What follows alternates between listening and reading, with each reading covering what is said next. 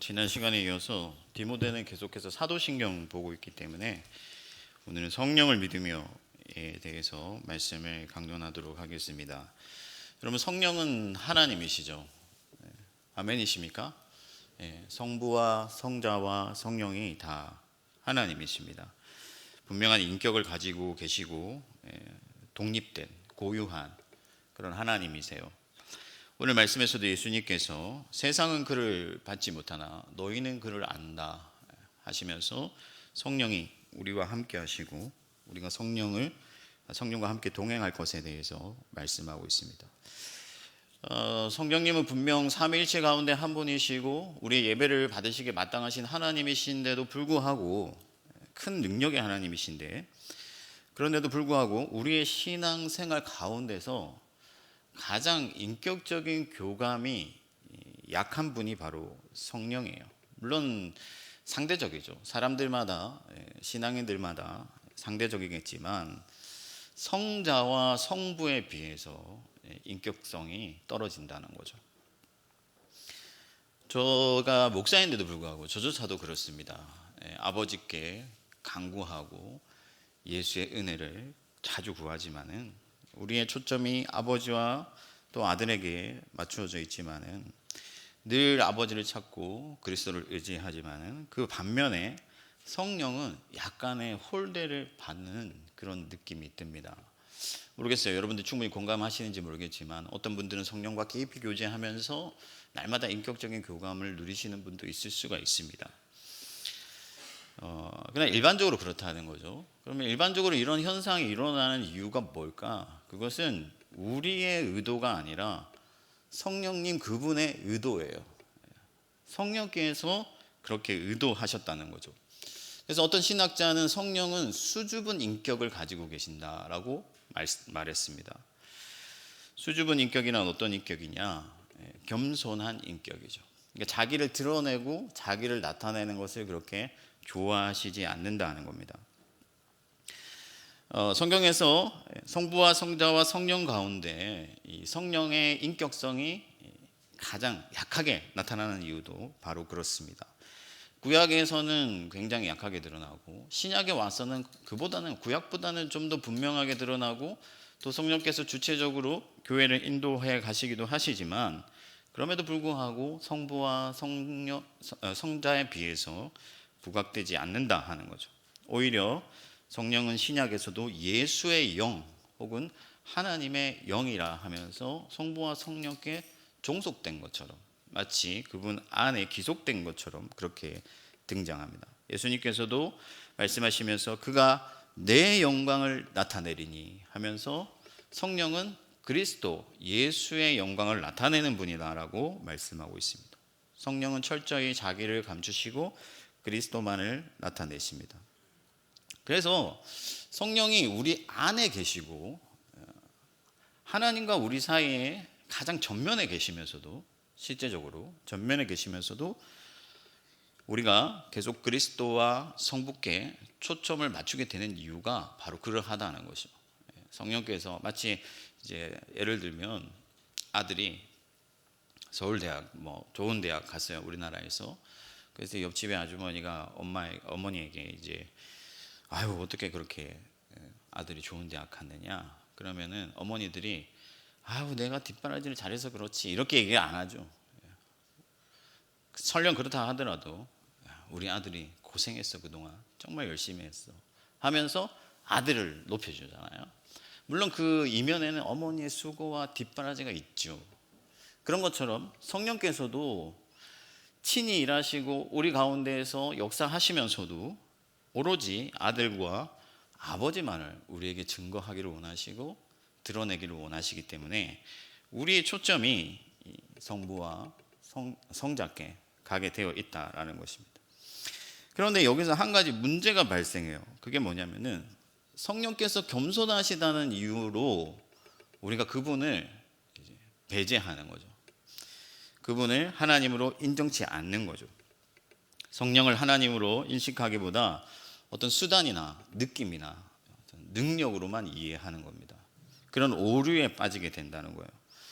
황홀한 느낌이나 어떤 그 황홀한 느낌이나 어떤 현상을 볼 때, 어떤 환상을 볼 때 성령을 받았다라고 생각한다든지, 뭐 찬양 집회에 가서 막 뜨거운 눈물을 흘릴 때 그때만 성령을 간헐적으로 경험한 것처럼 생각한다든지, 그런 식의 오류에 빠질 수가 있다는 거죠. 성령은 분명한 인격이시고 우리와 교통하시고, 바울도 성령을 근심하게 하지 말아라 하면서 성령께서 분명히 우리 안에서 인격적으로 우리와 교제하시고 교감하시는 분이신 것을 분명히 나타냈음에도 불구하고 우리가 그분을 단지 수단이나 능력이나 느낌이나 어떤 현상적으로만 치부하는, 그러니까 성령님의 수준을 다운시키는 그런 오류에 빠질 수가 있다는 겁니다.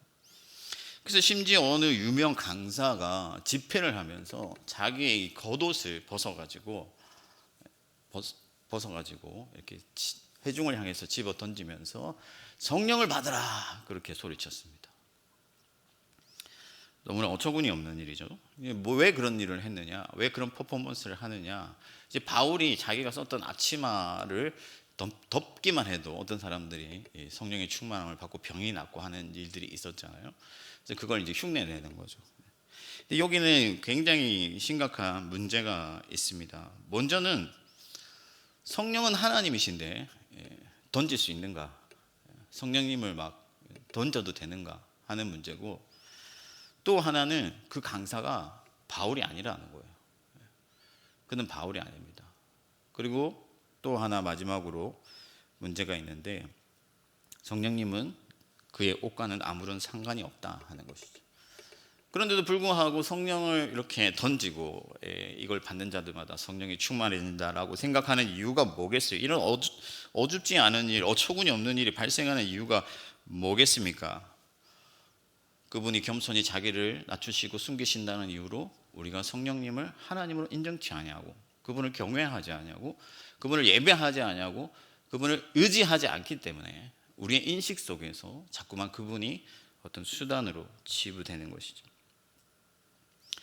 그러므로 여러분, 우리가 이 시간에 기대하고 바라는 것은 뭐냐면, 과연 내가 성령님을 인격적으로 믿고 의지하고 따라가고 있는가 하는 것을 점검하는 것입니다.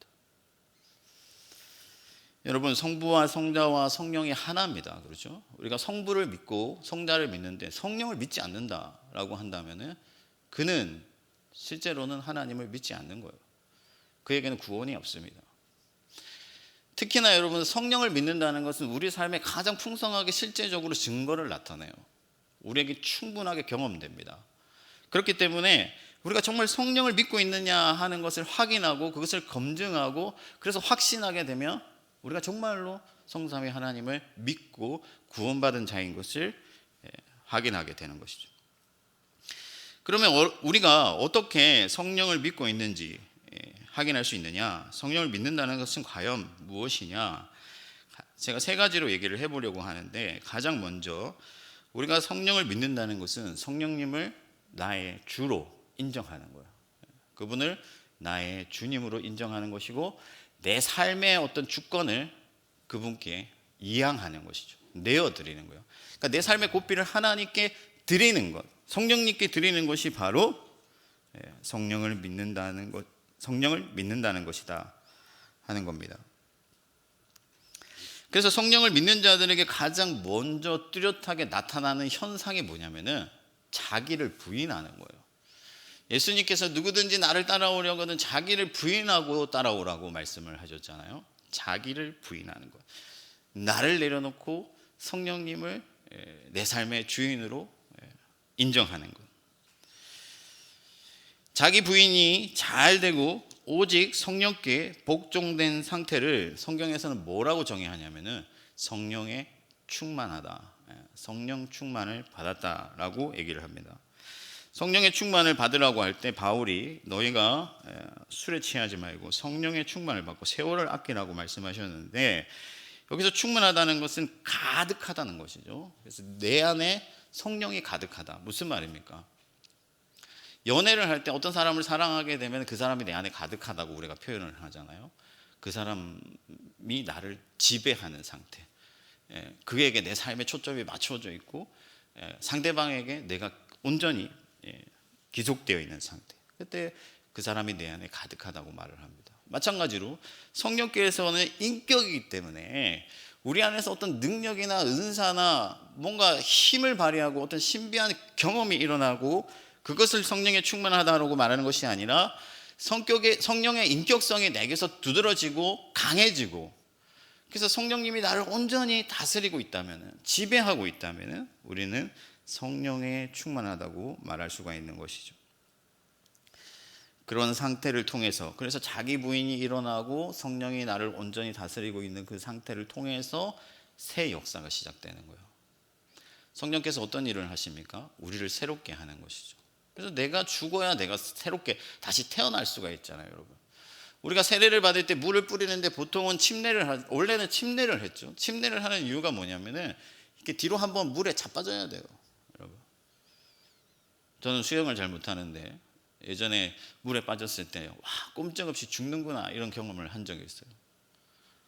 그것처럼 여러분, 침례를 하는 이유가 바로 그거예요. 내가 죽어야 새로움이 시작됩니다. 자기 부인이 일어나야 돼요. 성령께서 나를 온전히 다스리셔야 돼요. 그렇게 내 인격이 새롭게 되고 내 삶의 목표가 새롭게 되고 내 예배가 새롭게 되어야 됩니다. 이것이 성령을 믿는 자들에게 나타나는 현상이죠, 현상. 내가 죽는 거예요. 근데 여러분, 자기 부인이 참 쉽지가 않죠. 불쑥불쑥 솟아납니다. 내 안에 내가. 나조차도 통제할 수 없는 나 자신이 내 안에서 경험될 때가 얼마나 많습니까? 순간 화가 나고 또 내 욕심, 내 신념에 사로잡혀서 성령을 근심하게 만드는 일들이 많죠. 그래서 바울이 나는 날마다 죽노라 고백했지 않습니까? 우리가 주 예수 그리스도의 그 십자가 앞에서 온전히 나를 주님께 복종시키길 원하고 성령께서 나를 온전히 지배하실 수 있도록 끊임없이 나 자신을 주님께 내어드려야 되는 것이죠. 그래서 여러분, 아침에 일어날 때 고백하십시오. 성령님, 오늘 하루 나는 죽고 성령께서 사시는 그런 하루가 되게 해주십시오.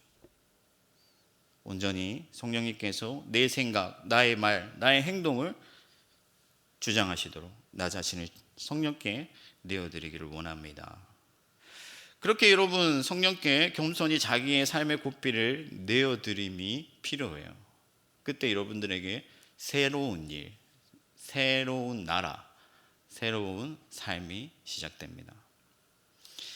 여러분들의 마음과 생각을 사로잡아 성령께 내어드리고 온전히 성령에 충만한 상태로 살아갈 수 있도록 그렇게 기도하는 여러분들이 되기를 바랍니다. 두 번째, 우리가 성령을 믿을 때, 우리가 성령을 믿고 있다면은 우리 안에 분명한 증거가 나타나요.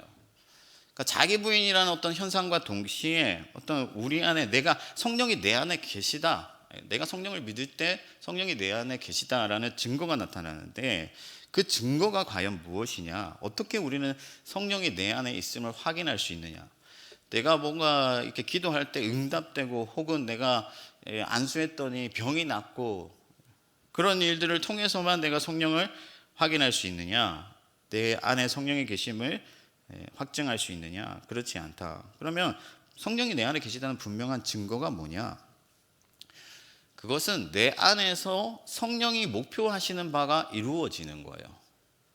성령의 목표가, 성령의 어떤 사역이, 성령의 기대가 이루어지는 거죠.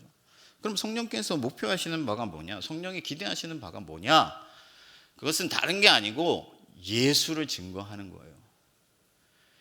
예수를 전파하는 겁니다. 예수를 소개하는 거예요. 그래서 여러분들이 예수 그리스도를 만나면, 경험하면, 그리스도의 십자가를 체험하면, 그래서 예수 그리스도를 나의 주로 믿게 되면 내 안에 성령이 계시다는 증거가 있다는 거예요. 그래서 여러분들이 구원을 받게 되는 것입니다. 누구든지 성령을 주라 시인하지 아니하면 구원을 받을 수 없다고, 누구든지 예수를 주로 시인하지 아니하면 구원을 받을 수 없다고 바울이 얘기를 했고 그 안에 성령이 있지 않다라고 얘기를 했습니다. 그러므로 여러분, 성령의 목표는 예수를 증거하는 것이고 여러분들에게 예수가 증거되고 있다면, 여러분들 내면에서 예수가 경험되고 있다면 여러분들은 성령을 받은 자들이에요.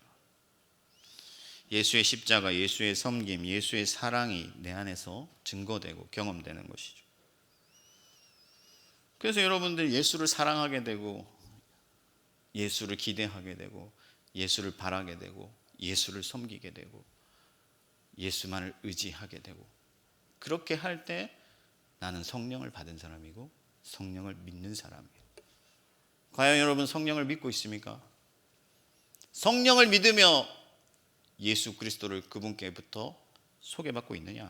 예수께서 말씀하시기를 그가 오셔서 모든 것을 가르치시고 모든 것을 생각나게 하리라 하셨는데, 과연 성령을 통해서 예수를 소개받고 있느냐? 그러므로 여러분, 성령을 믿는다는 것은요, 다른 게 아니라 날마다 예수 그리스도를 새롭게 만나는 거예요. 경험하는 거예요.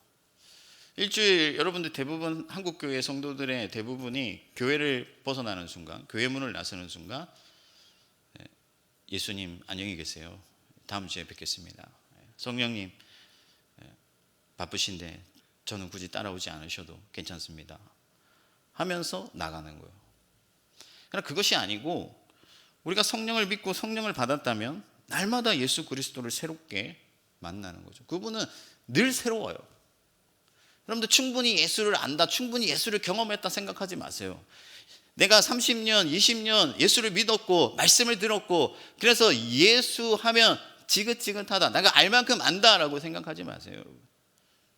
그분은 늘 새롭습니다.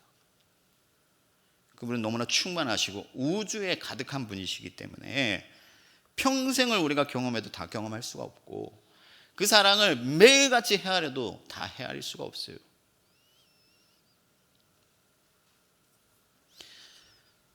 그러므로 여러분, 예수를 소개받으시기 바랍니다. 성령님께 요청하세요. 그리스도를, 예수 하나 되기를 갈망하세요. 예수와 연합하기를 요청하세요. 성령님, 제게 예수 그리스도를 알려주십시오. 예수 그리스도와 하나가 되게 해주십시오. 그렇게 기도해야 될 줄 믿습니다. 여러분, 우리가 성령을 받았음을 다른 데서 확인할 필요가 없어요. 내 안에 증거가 있습니다. 갈라디아서 6장에 보면은 바울이 내가 예수의 흔적을 지녔다, 그렇게 말하고 있는데, 그럼 여기서 흔적이란 뭐냐? 어떤 신학자들은 찾아보니까 바울이 매 맞은 자국이 있잖아요. 그리스도를 위해서 고난받았고 감옥에 갇혔고 채찍에 맞았잖아요. 그래서 내가 나를 괴롭게 하지 말아라, 내가 예수의 흔적을 가졌다, 이걸 이제 어떤 매 맞은 상처 이런 걸로 해석을 하더라고요. 근데 저는 이해가 안 돼요. 왜냐하면 그 문맥에서 바울이 무슨 말을 하고 있냐면, 무할례나 할례나 아무것도 아니다. 그러니까 외적으로 내가 어떤 표징을 가진 것이 아무것도 아니다, 나는 예수의 흔적을 가졌다, 이렇게 얘기를 하면서 자기 상처를 자랑한다? 말이 안 되죠. 그럼 예수의 흔적이라는 것이 도대체 뭐냐? 성령을 통해서 그리스도께서 매맞은 것, 그것을 내 몸에 지니는 것이죠. 내 안에서 성령이 내적으로 증거하시는 거예요. 그래서 그리스도의 고난이 나의 고난이 되고 그리스도의 죽으심이 나의 죽음이 될 때 내가 예수의 흔적을 가졌다 라고 말할 수가 있는 것이죠. 분명히 증거되시는 그리스도를 굳게 믿고 굳게 붙잡고 오직 그리스도와 하나님만을 높이는 여러분들이 될 수 있기를 바랍니다. 성령을 통해서 예수가 경험될 때 비로소 나는 예배할 수가 있어요. 모르는 사람을 예배할 수 있습니까? 모르는 사람을 사랑할 수 있나요? 예수를 성령을 통해서 경험할 때 우리는 진정한 예배자가 되는 거예요. 오늘 이 시간에 우리가 예배하러 나왔는데 성령이 우리 안에서 그리스도를 만나게 해주시지 않는다면, 소개해 주시지 않는다면, 내가 성령을 의지하여서 그리스도를 갈망하지 않는다면 우리는 예배할 수가 없어요. 그냥 참여자가 되는 거예요. 다녀가는 사람이에요. 그래서 성령께서 분명히 증거하시는 참 그리스도 그 예수를 만날 때, 경험할 때 우리는 예배하게 되는 것이죠. 마지막으로 성령을 믿는 자들의 삶은 세상 사람들과 다른 어떤 특성이 생겨요.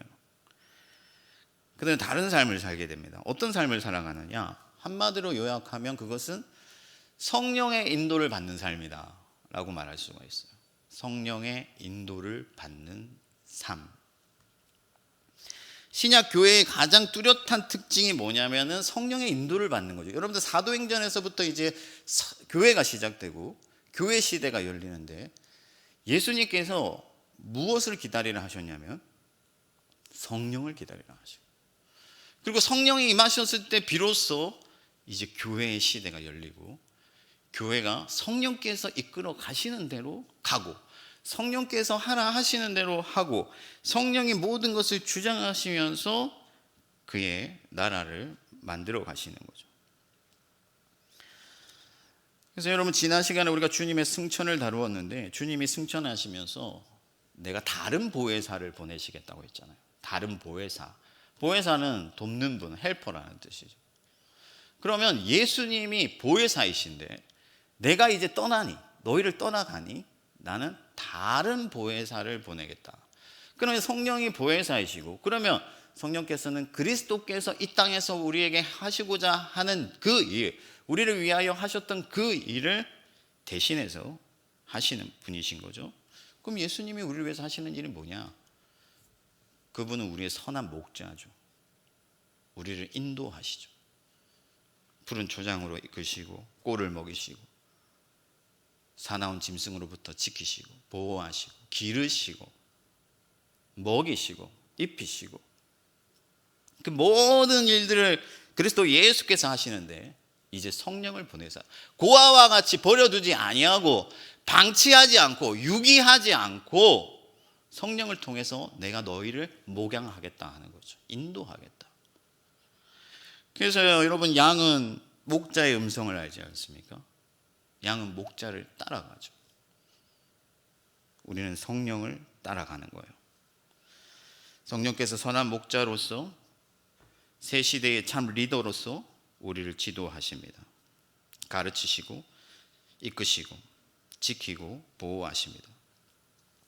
그러므로 우리는 여러분 성령 따라가는 사람들이 되어야 돼요. 삶의 복잡한 문제들, 어려운 결정들 얼마나 많습니까? 여러분 성령님을 의지하십시오. 우리의 지혜가 되어 주시기를. 우리가 뚫고 나가야 될 장벽이 얼마나 많습니까? 넘어야 할 산은 또 얼마나 많습니까? 성령님께 우리의 힘이 되어 주시기를 기도하십시오. 여러분, 우리가 깊은 구렁텅이에 빠지지 않는 것이 아닙니다. 사망의 음침한 골짜기를 지나지 않는 것이 아니에요. 우리가 사망의 깊은 골짜기를 지날 때 성령께서 우리의 지팡이와 막대기가 되어 주십니다. 뿐만 아니라 성령은 힘이요 능력입니다. 성령은 능력이에요. 파워예요. 열망입니다. 역동하는 에너지예요. 여러분들에게 은사를 주십니다. 그래서 성령을 따라가는 사람들은요, 힘이 있어요. 무기력하지 않습니다. 날마다 새롭게 시작하고 하나님과 함께 하나님의 나라를 이루는 비전을 바라보고 쟁취해 나가는 것이죠. 역동하는 삶을 살아가게 됩니다. 그래서 수많은 믿음의 선배들이 얼마나 그리스도의 나라를 위해서 힘겹게 싸웠습니까? 사랑하는 우리 디모데, 요한 여러분, 성령의 인도를 따라가시길 바랍니다. 성령으로부터 힘을 받아서 새 역사를 이루십시오. 그냥 흘러가는 인생이 되지 말기를 바라요. 그저 반복되는 하루 속에서 쳇바퀴 도는 그런 삶이 아니라 똑같은 행위를 하고 똑같은 시간에 똑같은 일을 하더라도 성령과 함께 새 일을 하시고 능력으로 하나님의 일을 하시기를 바랍니다. 그러면 우리가 성령을 의지하여서 새롭게 되길 원하고 새로운 갈망을 가지고 하나님의 나라를 이루고자 할 때 성령께서 우리를 떠받치는 거예요. 그래서 독수리가 날개 오름 같이 우리가 날아오르는 거죠. 성령이 우리를 바치지 아니하시면, 떠받치지 아니하시면 우리는 절망이고 나락인데, 성령께서 우리를 떠받치기 때문에 우리는 독수리 날개 오름 같이 날아오르고 이 땅에 하나님의 빛을 비추고 죽어가는 영혼들을 살리고 교회를 세우고 공의를 강같이 흘러보내는 것입니다. 오직 성령의 지도를 받고 성령을 따라가는 새 시대에 여러분들이 되기를 축복합니다. 말씀을 정리하겠습니다. 여러분, 아버지 하나님을 믿으십시오. 아들 예수 그리스도를 믿으십시오. 아버지와 아들을 믿으니 또한 성령을 믿으시기 바랍니다. 성령께서는 하나님이시고 우리의 예배와 우리의 경외를 받으시기에 합당하신 분이시고 우리의 믿음의 대상이 되십니다. 성령을 믿는 자들은 자기를 부인합니다. 겸손히 삶의 고피를 성령께 내어 맡겨드립니다. 그리고 그리스도를 날마다 새롭게 경험하며 예수의 흔적을 가집니다. 그리고 오직 성령을 따라 빛 가운데 살아가고 능력으로 역사하는 것이죠. 성령이 안 계신 것이 아니라 우리 안에 계시고 우리를 기다리고 계십니다. 그분을 인격적으로 요청하시고 성령을 힘써 찾고 의지하여서 성령의 사람으로 하나님의 나라 이루는 저와 여러분들 되기를 주님의 이름으로 축원합니다.